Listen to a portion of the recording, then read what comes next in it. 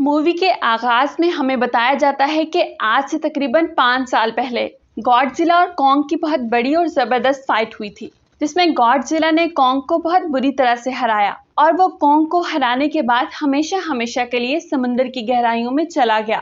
उसके बाद हमें 5 सालों बाद एक आइलैंड का सीन दिखाया जाता है। उस आइलैंड पर कॉन्ग रहता है और वो उस आइलैंड पर काफी खुश है और वो वहां पर बहुत ज्यादा एंजॉय करता है। उसी आइलैंड पर एक बच्ची भी होती है जो कि कॉन्ग को बहुत ज्यादा अच्छी लगती है और वो उसकी हर बात मानता है। वो बच्ची ना तो बोल सकती थी और ना ही सुन सकती थी। उसके बाद हमें दिखाया जाता है कि कॉन्ग एक दरख्त को खेड़ के आसमान की तरफ फेंकता है, जिसकी वजह से एनर्जी वॉल टूट जाती है। और यहाँ पर हमें ये बात पता चलती है कि कॉन्ग को इस टाउन के नीचे आर्टिफिशियल आइलैंड बनाकर वहां पर रखा गया था ताकि गॉडजिला कॉन्ग पर दोबारा से अटैक ना कर दे, क्योंकि ये टाइटन्स एक दूसरे की प्रेजेंस को फील कर सकते हैं। एनर्जी वॉल टूटने के बाद जब रिसर्चर्स यहाँ पर चेक करने के लिए आते हैं तो उन्हें पता चलता है कि कॉन्ग का साइज तो पहले से बहुत ज्यादा बड़ा हो चुका है, इसलिए वो इस आइलैंड पर ज्यादा देर नहीं रह सकता। उसे जल्द से जल्द यहाँ से कहीं और शिफ्ट करना होगा। उसके बाद हमें एक हैकर दिखाया जाता है जो कि एक कंपनी के लिए काम करता था, और जिस कंपनी में वो काम करता था वो कंपनी मॉडर्न मशीन्स और रोबोट्स बनाया करती थी। उस हैकर को अपनी कंपनी पर शक होता है कि कंपनी कोई चीज ऐसी बना रही है जो कि नहीं बनानी चाहिए, इसलिए वो अपनी कंपनी का सारा डाटा हैक कर लेता है, जिससे उसे पता चलता है कि उसकी कंपनी एक बहुत बड़े ऑब्जेक्ट को बहुत जल्द हांगकांग शिफ्ट करने वाली है। लेकिन तभी वहां पर एक अलार्म बजने लगता है, और क्या आप जानते हैं कि वो अलार्म किस वक्त बजता है? वो अलार्म उस वक्त बजता है जबकि गॉडजिला अटैक करने के लिए बहुत करीब आ रहा हो, और वो गॉडजिला के आने का अलार्म था। देखते ही देखते गॉडजिला समुद्र से बाहर आ जाता है और वो हर चीज तबाह करने लगता है। यहाँ पर किसी को भी ये बात समझ नहीं आ रही थी कि आखिर गॉडजिला तबाही क्यों मचा रहा है, क्योंकि गॉडजिला एक ऐसा टाइटन है जो कि इंसानों को प्रोटेक्ट करता है। और यहाँ पर हम देखते हैं कि गॉडजिला के पास न्यूक्लियर पावर है, जिसको इस्तेमाल करके वो पूरी की पूरी कंपनी को डिस्ट्रॉय कर देता है। उसके बाद ये खबर पूरी दुनिया में फैल जाती है कि गॉडजिला आ चुका है, लेकिन इस बार वो पहले जैसा बिल्कुल भी नहीं है। वो बहुत चेंज हो चुका है, क्योंकि पहले वो इंसानों को बचाता था, लेकिन अब वो एग्रेसिव है और इंसानों को तबाह कर रहा है। जिस कंपनी को गॉडजिला ने डिस्ट्रॉय किया था, उस कंपनी का ऑनर एक इंटरव्यू में लोगों को बताता है कि हमारी कंपनी एक प्रोजेक्ट पर काम कर रही है और हम बहुत जल्द एक ऐसी डिवाइस बनाने में कामयाब हो जाएंगे जिससे गॉडजिला का मुकाबला किया जा सके। इस न्यूज़ को एक मेडिसन नामी लड़की भी देख लेती है, लेकिन वो इस बात से बिल्कुल भी एग्री नहीं करती कि गॉडजिला एग्रेसिव है और गुस्से में यहाँ आया है, क्योंकि वो गॉडजिला को बहुत अच्छे तरीके से जानती थी। वो इस न्यूज़ को फेक कंसीडर करती है, क्योंकि उसका मानना था कि गॉडजिला कभी भी किसी इंसान को नुकसान नहीं पहुंचा सकता, बल्कि वो इंसानों की हेल्प करता है। मेडिसन अपने फादर के पास जाती है और उन्हें समझाती है कि गॉडजिला कभी भी ऐसा नहीं कर सकता, जरूर उसके साथ कुछ ना कुछ किया गया है। लेकिन मेडिसन के फादर उसे समझाने की कोशिश करते हैं कि देखो बेटा, ये टाइटन्स भी इंसानों की तरह होते हैं, यानी इनका मूड भी चेंज हो सकता है। अब देखो, जैसे गॉडजिला भी चेंज हो चुका है और वो इंसानों को बचाने की बजाय उल्टा उन्हें नुकसान पहुंचा रहा है। उसके बाद मेडिसन वहां से गुस्से से चली जाती है और वो उस हैकर की ऑनलाइन ऑडियो सुनती है, क्योंकि वो हैकर गॉडजिला के बारे में एक ऑनलाइन ऑडियो अपलोड करता है। उस हैकर की ऑनलाइन ऑडियो सुनने के बाद मेडिसन ये डिसाइड करती है कि वो जाकर उस हैकर से मिलेगी और उससे सारी बात पूछेगी कि आखिर उस कंपनी में ऐसा क्या हुआ जिसकी वजह से गॉडजिला इतना ज्यादा अग्रेसिव हो चुका है और उसने उस कंपनी को क्यों डिस्ट्रॉय किया। इसके बाद हमें दिखाया जाता है कि कंपनी का ऑनर साइंटिस्ट और सीनियर डॉक्टर नेथन से मिलता है। उसके बाद कंपनी का ऑनर डॉक्टर नेथन को कहता है कि आपका कॉन्सेप्ट होलो अर्थ के बारे में बिल्कुल सही था। असल में डॉक्टर नेथन ने एक बुक लिखी थी जिसमें उन्होंने लिखा था कि जमीन के अंदर एक और जमीन भी है जिसका नाम होलो अर्थ है, और ये वो जगह है जहां पर टाइटन्स पैदा होते हैं और टाइटन्स को एनर्जी भी होलो अर्थ से ही मिलती है। कंपनी का ऑनर डॉक्टर नेथन को एक आदमी से भी मिलवाता है और उसे बताता है कि हमने होलो अर्थ के अंदर एनर्जी का बहुत बड़ा सोर्स डिस्कवर कर लिया है। और अगर हम उस एनर्जी सोर्स तक पहुंचने में कामयाब हो गए तो हम गॉडजिला का मुकाबला बहुत आसानी से कर सकेंगे। डॉक्टर नेथन उनसे पूछता है कि आखिर हम उस होलो अर्थ के सोर्स तक जाएंगे कैसे, क्योंकि आज से कई साल पहले मेरे भाई ने भी वहां पर जाने की कोशिश की थी, लेकिन वो मारा गया। और यहाँ हमें ये बात भी पता चलती है कि होलो अर्थ में ग्रेविटी बिल्कुल ज़ीरो होती है और होलो अर्थ में हर चीज़ हवा में उड़ने लगती है। कंपनी का ओनर डॉक्टर नेथन को कहता है कि आपको ज़ीरो ग्रेविटी की वजह से परेशान होने की बिल्कुल भी ज़रूरत नहीं, क्योंकि हमारी कंपनी ने एक एंटी ग्रेविटी कार बनाई है जिसकी वजह से हम होलो अर्थ में बड़ी आसानी से जा सकते हैं। कंपनी का ऑनर ये भी बताता है कि हर टाइटन में ये एबिलिटी होती है कि वो अपने घर को ढूंढ सकता है, इसीलिए हमें होलो अर्थ तक पहुंचने के लिए कॉन्ग की हेल्प लेनी पड़ेगी।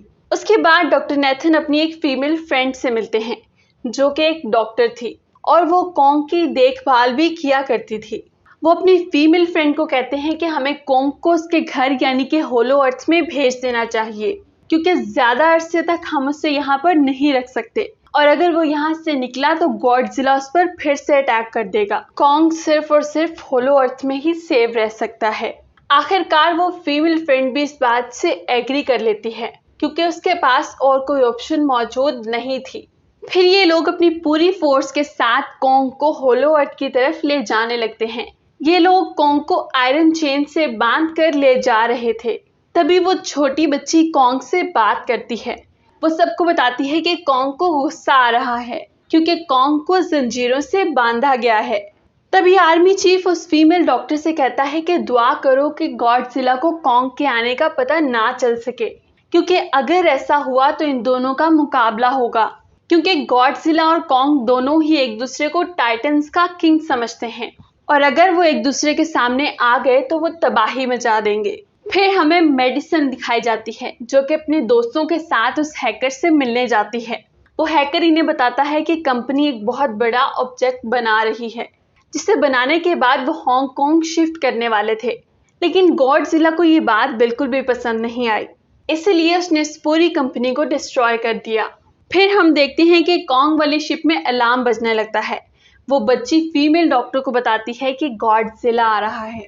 डॉक्टर नेथन कहता है कि क्योंकि अब गॉडजिला बाहर आ रहा है तो हमें कॉन्ग को भी आज़ाद कर देना चाहिए, यानी उसकी चेन्स को खोल देना चाहिए ताकि वो उसका मुकाबला कर सके और हमें बचा सके। और फाइनली गॉडजिला समुंदर से बाहर आ जाता है और वो शिप्स को तबाह करने लगता है। फोर्स के लोग गॉडजिला पर मिसाइल और रॉकेट से अटैक करते हैं जिसका गॉडजिला पर ज़रा बराबर भी असर नहीं होता। गॉडजिला फोर्स की सारी शिप्स को डिस्ट्रॉय करके कॉन्ग वाली शिप की तरफ बढ़ने लगता है और गॉडजिला कॉन्ग की शिप को समंदर में पलट देता है, जिसकी वजह से कॉन्ग और बाकी लोग समंदर में डूबने लगते हैं। तब वो लोग कॉन्ग की चेन्स को खोल देते हैं ताकि कॉन्ग गॉडजिला का मुकाबला करके उन सबको बचा सके। उसके बाद गॉडजिला और कॉन्ग में बहुत ज़बरदस्त फाइट होती है। कॉन्ग गॉडजिला को समंदर में काफ़ी नीचे फेंक देता है। उसके बाद वो शिप को सीधा करता है ताकि सब लोगों की जान बच सके, लेकिन गॉडजिला भी कच्चा खिलाड़ी नहीं था। वो फिर से उठ जाता है और अब वो उस शिप की तरफ बढ़ने लगता है जिसमें वो छोटी बच्ची थी, लेकिन कॉन्ग भी उस बच्ची को बचाने के लिए वहां पहुंच जाता है और वो गॉडजिला को एक जोरदार पंच मारता है। उसके बदले में गॉडजिला भी कॉन्ग को एक जोरदार मुक्का मारता है जिसकी वजह से कॉन्ग समुंदर में गिर जाता है। कॉन्ग एक बार उठकर फिर से गॉडजिला को मारता है और गॉडजिला इस बार समंदर में गिर जाता है और उसे शदीद किस्म का गुस्सा आ जाता है और वो गुस्से में अपने मुंह से न्यूक्लियर पावर निकालने लगता है। उस न्यूक्लियर पावर से बचने के लिए कॉन्ग भी समंदर में छलांग लगा देता है और गॉडजिला की न्यूक्लियर पावर की लाइट हर जगह पर फैल जाती है। फिर समुंदर के अंदर ही उन दोनों में फाइट होने लगती है। गॉडजिला क्योंकि पानी में सांस ले सकता था इसलिए वो जीतता हुआ दिखाई देता है और कॉन्ग क्योंकि इंसानों की तरह था और वो पानी में सांस नहीं ले सकता था इसलिए वो हारता हुआ दिखाई देता है। और गॉडजिला कॉन्ग को मारने के लिए समुद्र की गहराइयों में ले जा रहा होता है। तब वो फीमेल डॉक्टर कहती है कि हमें कॉन्ग की हेल्प करनी चाहिए और वो बहुत सारे मिसाइल्स को समुद्र में ब्लास्ट कर देते हैं। जब समंदर में ब्लास्ट होता है तो कॉन्ग अपनी जान बचाने के लिए समंदर से बाहर आ जाता है तब डॉक्टर नेथन ऑर्डर देते हैं कि सब मशीन्स को ऑफ कर दो, ताकि गॉडजिला ये समझे कि हम लोग हार चुके हैं और वो यहाँ से चला जाए। तब गॉडजिला कॉन्ग को गुस्से से देखता है और वहाँ से चला जाता है। तब वो फीमेल डॉक्टर कहती है कि अगर हम फिर से आगे बढ़े तो गॉडजिला हमें फील करके दोबारा से आ जाएगा, तो अब हम कॉन्ग को होलो अर्थ तक कैसे ले जाएंगे। जिस पर डॉक्टर नेथन कहते हैं कि अब हम कॉन्ग को उड़ा कर लेकर जाएंगे। उसके बाद हम ये देखते हैं कि मेडिसन और उसके दोस्त उस कंपनी में जाते हैं ताकि वो ये देख सके कि आखिर इस कंपनी में ऐसा क्या बन रहा है जिसने गॉडजिला को इतना अग्रेसिव कर दिया। उसी कंपनी में उन लोगों को एक बहुत बड़े एनिमल के अंडे मिलते हैं। जैसे ही वो लोग इन अंडों को देखते हैं तो उनका डोर लॉक हो जाता है। असल में वो जिस चीज़ के अंदर कैद हुए थे वो एक फ्लाइंग मशीन थी जो कि इन्हें अंडों समेत हांगकांग की तरफ ले जा रही थी। उसके बाद हमें दिखाया जाता है कि हेलीकॉप्टर्स की मदद से पूरी फोर्स कॉन्ग को होलो अर्थ की केव के पास ले जाने में कामयाब हो जाती है। वहां पहुंचकर वो लोग कॉन्ग को कहते हैं कि वो होलो अर्थ वाली केव के अंदर चला जाए, लेकिन कॉन्ग होलो अर्थ वाली केव के अंदर नहीं जाता। फिर वो बच्ची कॉन्ग को कहती है कि आप इस केव के अंदर चले जाएं। इस केव के अंदर आपके जैसे और भी क्रिएचर्स मौजूद हैं। क्योंकि कॉन्ग उस बच्ची की हर बात मानता था, इसलिए वो इस केव के अंदर जाने के लिए तैयार हो जाता है और वो इस होलो अर्थ की केव में चला जाता है। और वो सब अपनी एंटी ग्रेविटी कार में बैठकर कॉन्ग के पीछे पीछे होलो अर्थ में चले जाते हैं। होलो अर्थ एक बिल्कुल ही अलग तरह की दुनिया थी और वहाँ पर बहुत सारे टाइटन्स मौजूद थे। वहीं पर एक मॉन्स्टर उनकी एंटी ग्रेविटी कार पर भी अटैक कर देता है, जिसमें वो छोटी बच्ची भी होती है।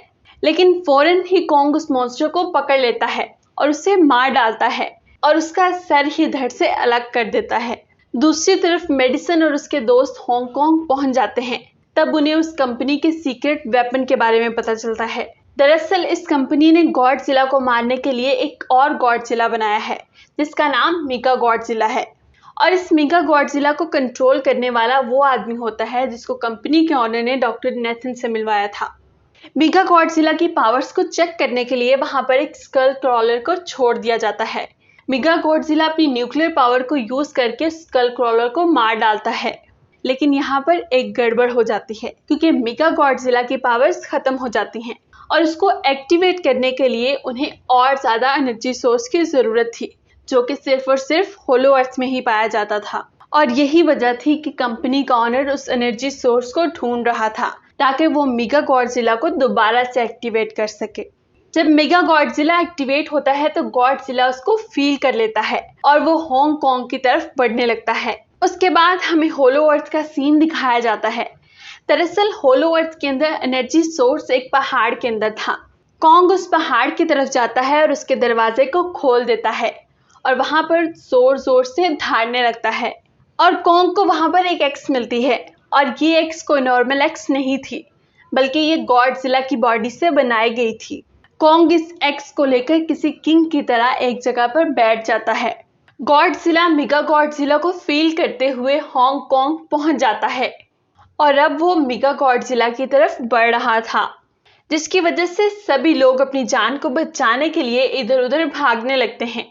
दूसरी तरफ कॉन्ग को होलो अर्थ में एनर्जी सोर्स पे मिल जाता है और जब वो अपनी एक्स उस एनर्जी सोर्स के पास लेकर आता है तो उसकी एक्स चार्ज हो जाती है।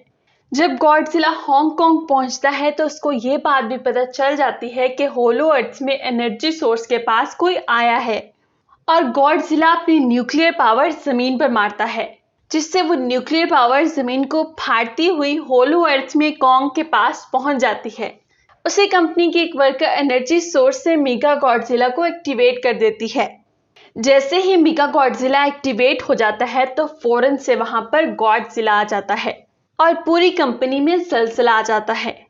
कॉन्ग अपना एक्स लेकर गॉडजिला से लड़ने के लिए तैयार हो जाता है क्योंकि गॉडजिला ने न्यूक्लियर पावर जमीन पर मारकर उसे लड़ने का इशारा दिया था। कॉन्ग जमीन को चीरते हुए हांगकांग पहुंच जाता है और वो गॉडजिला पर अटैक करता है, लेकिन गलती से उसकी एक्स बिल्डिंग के साथ फंस जाती है। तभी मौके का फायदा उठाकर गॉडजिला कॉन्ग को नीचे गिरा देता है और दोनों के दरमियान फिर से एक जबरदस्त फाइट का आगाज हो जाता है। गॉडजिला कई बार अपनी न्यूक्लियर पावर का इस्तेमाल करके कॉन्ग को मारने की कोशिश करता है, लेकिन कॉन्ग अपनी बहादुरी की वजह से हर बार बच जाता है। कॉन्ग अपनी एक्स से गॉडजिला पर अटैक करता है और उसे जख्मी कर देता है, जिसकी वजह से गॉडजिला को बहुत शदीद गुस्सा आ जाता है और वो अपनी न्यूक्लियर पावर का इस्तेमाल करके कॉन्ग को मारने की कोशिश करता है। लेकिन कॉन्ग यहाँ पर समझदारी का मुजाहिरा करता है। वो अपनी एक्स आगे कर देता है और उसकी एक्स उसकी सारी की सारी न्यूक्लियर पावर को एब्जॉर्ब कर लेती है। इन दोनों के दरमियान काफी देर फाइट चलती रहती है। अब गॉडजिला के पास क्योंकि न्यूक्लियर पावर थी और वो ज्यादा पावरफुल था, इस वजह से कॉन्ग हारता हुआ दिखाई देता है। गॉडजिला कॉन्ग को गिराकर उसकी चेस्ट पर पांव रख लेता है और जोर से धाड़ने लगता है।